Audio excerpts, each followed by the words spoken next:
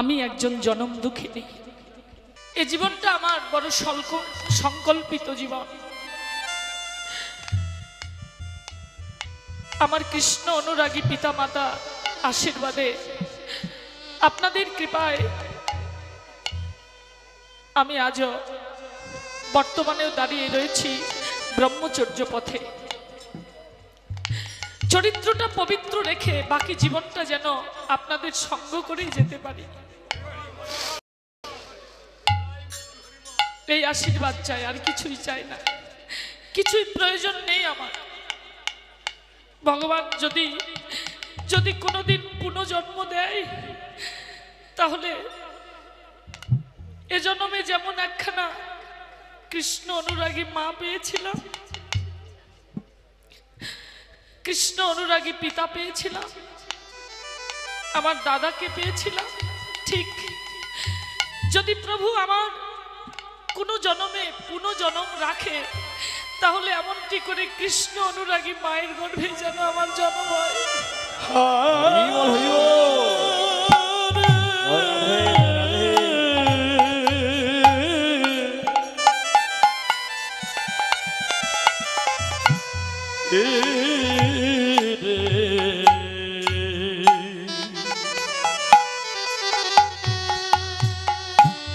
কৃষ্ণ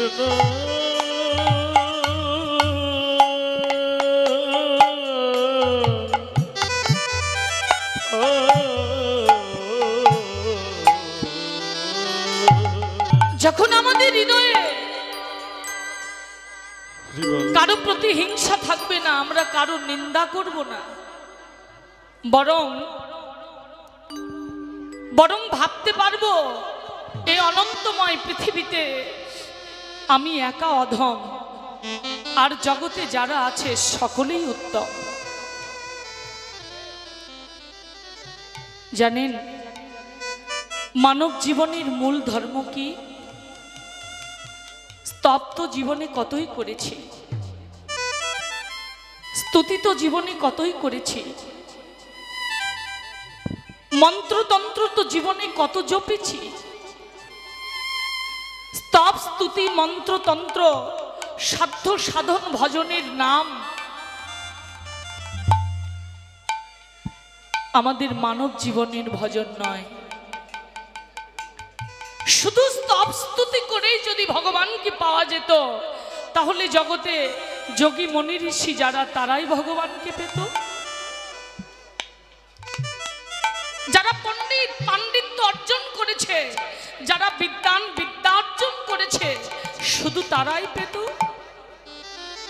বললেন না, শুধু স্তব স্তুতি করে, সাধন ভজন করে, মন্ত্রতন্ত্র জপে জীবনের সাধনা পূর্ণ হয় না। পূর্ণ হয় কখন? জীবের সাধনা পূর্ণ হয় যখন প্রাণ ভরে আমরা সৃষ্টির শ্রেষ্ঠ জীব মানুষকে ভালোবাসতে পারি। মানুষকে ভালোবাসার নামই হলো ধর্ম। কেন?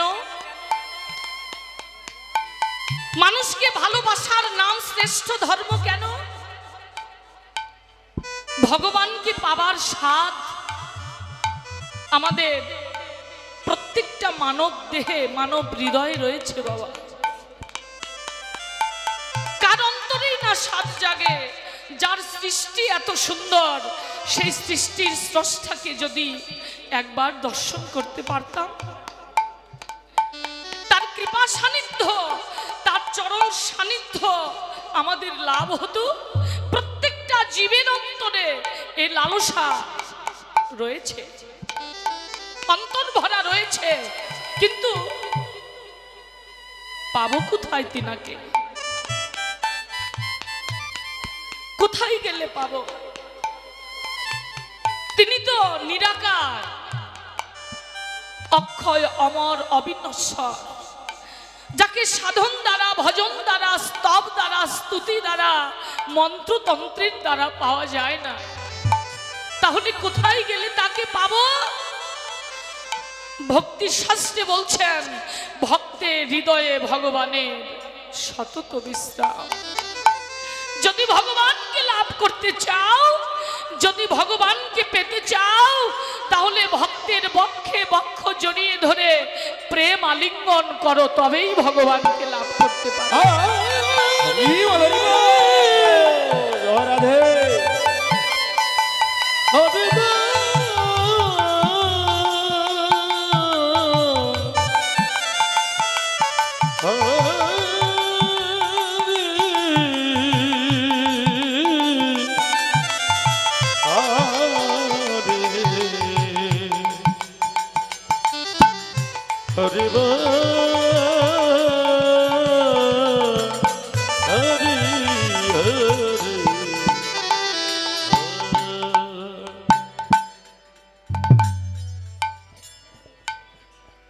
মা গো, আজকে যে মানবকুলে জন্ম পেয়েছি রে মা, এই জন্মটাই আমাদের প্রথম জন্ম নয়।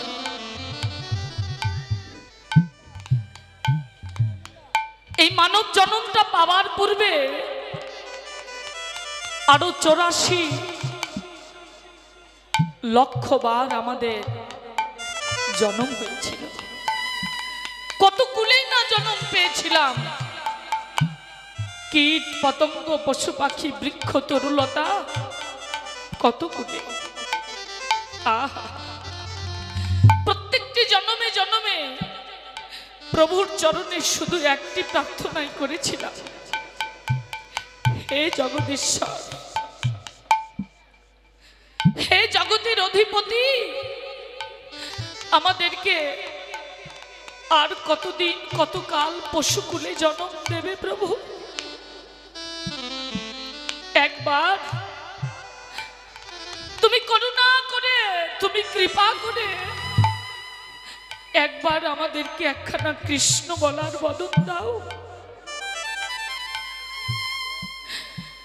একবার তোমার কৃষ্ণ নামে প্রেমে কাঁদবার জন্য দুটি নয়ন দাও দয়াল, যেন কৃষ্ণ বলে কেঁদে আমাদের তপ্ত পরাণটা আমরা শীতল করতে পারি। দিয়েছেন ভগবান তো সব সইতে পারেন, কিন্তু ভগবান ভক্তের নয়নের জল সইতে পারেন। দিয়েছেন ভগবান আমাদেরকে উত্তম মানব কুলে জন্ম, কিন্তু এত সুন্দর মানব জন্মটা পেয়ে জীবনে কি করেছি বাবা?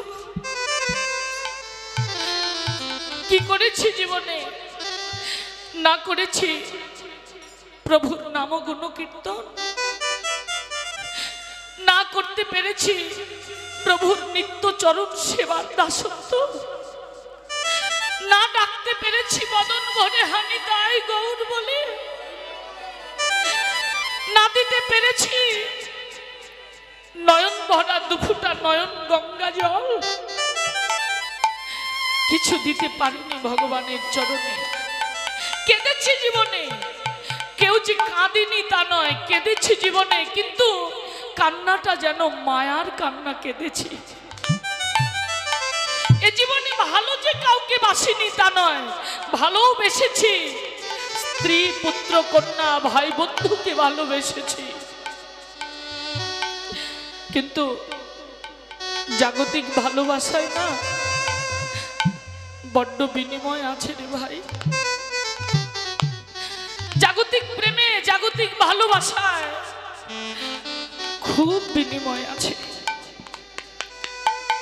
মা গো, জেনে রাখবেন, নিজের জীবন দিয়ে প্রমাণ করে নেবেন জীবনে আপনি কাকে ভালোবাসবেন। আপনি যাকেই ভালোবাসেন না কেন ব্যথা পাওয়ার জন্য প্রস্তুত থাকবেন। স্বামীকে ভালোবাসবেন, স্ত্রীকে ভালোবাসবেন, পুত্র কন্যাকে ভালোবাসবেন, ভাই বন্ধুকে ভালোবাসবেন,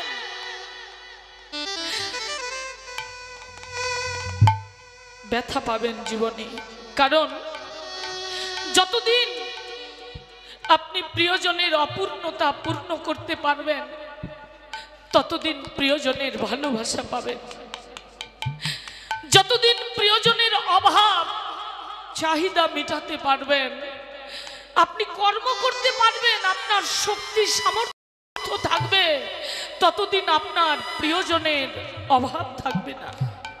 কিন্তু সারা জীবন কাহারও সমান নাহি যায়, এই জীবনটা সারা জীবন সমান যাবে না।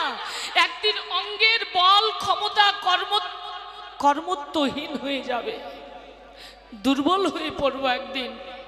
একদিন প্রিয়জনকে কিছুই দিতে পারবো না, তাদের চাহিদা মেটাতে পারবো না, তাদের অপূর্ণতা পূর্ণ করতে পারবো না। সেই দিন দেখবেন আপনার পাশে আর কোনো প্রিয়জনও থাকবে না। সেটা আপনার স্ত্রী হোক, আপনার স্বামী হোক, আপনার সন্তান হোক, আপনার ভাই বন্ধু হোক, একে একে সবাই একদিন আপনাকে ভুলে যাবে। স্বার্থের ভালোবাসা, স্বার্থ ফুরিয়ে গেলে সবাই ভুলে যায়। কিন্তু ওই ভালোবাসাটা যদি শুধু প্রিয়জনদেরকে না দিয়ে, ওই ভালোবাসাটা যদি আমার নিতাই গৌরের চরণে একবার অর্পণ করতে পারতাম,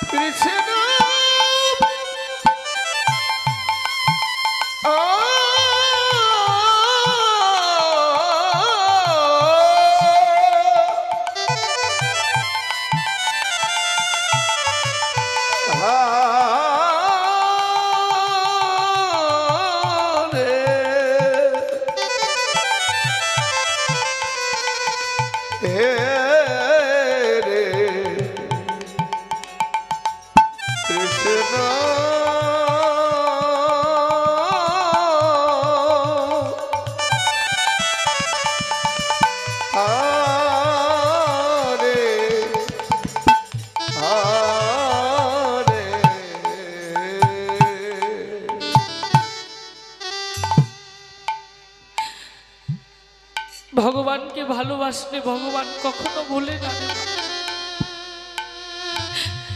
যদি বলতে পারতাম প্রভু আর জীবনে বলবার সময় হবে কিনা,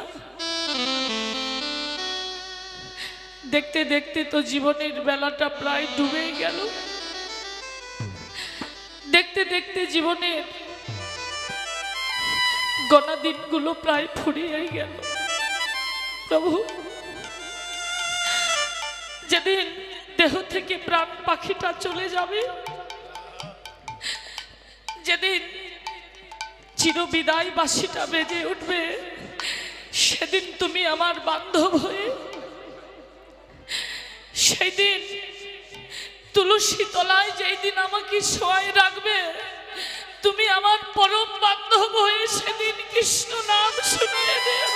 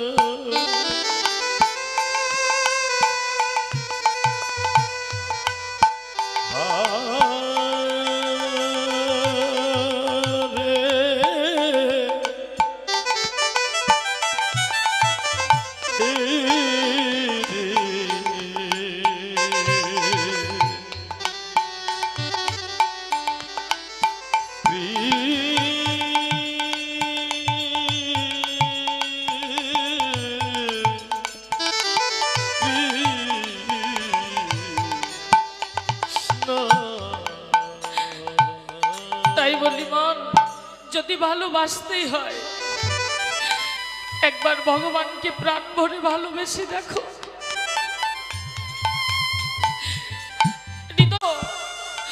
বিরহ বেদনা আনন্দ দুঃখ যা কিছু আছে ভগবানের বিগ্রহটা বক্ষে জড়িয়ে ধরে একবার ভগবানের চরণে প্রণতি রেখে মনের কথাগুলো জানিয়ে দেখো। প্রভু তুমি তো সকলেই জানো দয়াময়, তোমার চরণে আর কি নিবেদন করি বলো। জনমে জনমে যুগ যুগান্তর ধরে তোমার বড় চরণে আমি অপরাধী। অপরাধ খণ্ডন করে আমার অন্তরের সমস্ত কথা, তুমি তো অন্তর্যামী, সবই জানো, সমস্ত হৃদয়ের কথাগুলো ভগবানকে জানিয়ে দেখো। কত সুখ, কত আনন্দ। তাই ভালো যদি বাঁচতেই হয় ভগবানকে ভালোবাসো। আসুন আমরা অভিমানের আসন ছাড়ি, ভক্তের চরণ ধুলাই দিয়ে গড়ি, বৈষ্ণব ভক্তের সঙ্গের মাধ্যম দিয়ে রাধা গোবিন্দ লীলা স্মরণ করি। যে লীলা স্মরণে রত হয়েছি তা হলো আমাদের গোবিন্দের প্রেমের গুরু গোবিন্দ বক্ষ বিলাসিনী বিশ্বভানু রাজনন্দিনী শ্রীমতী রাধারানীর অভিসার লীলা। এই অভিসার লীলাটি পরিবেশনায় আমার অনেক অনেক রসাভাস ত্রুটি বিচ্যুতি হবে। সন্তান মনে করে, আপনাদেরই আদরের ছোট্ট বোনটি মনে করে চরণে রেখে ক্ষমা সুন্দর দৃষ্টিতে দেখবেন। সকলের শ্রীচরণে রইল আমার শত সহস্র কোটি দণ্ডবৎ প্রণাম।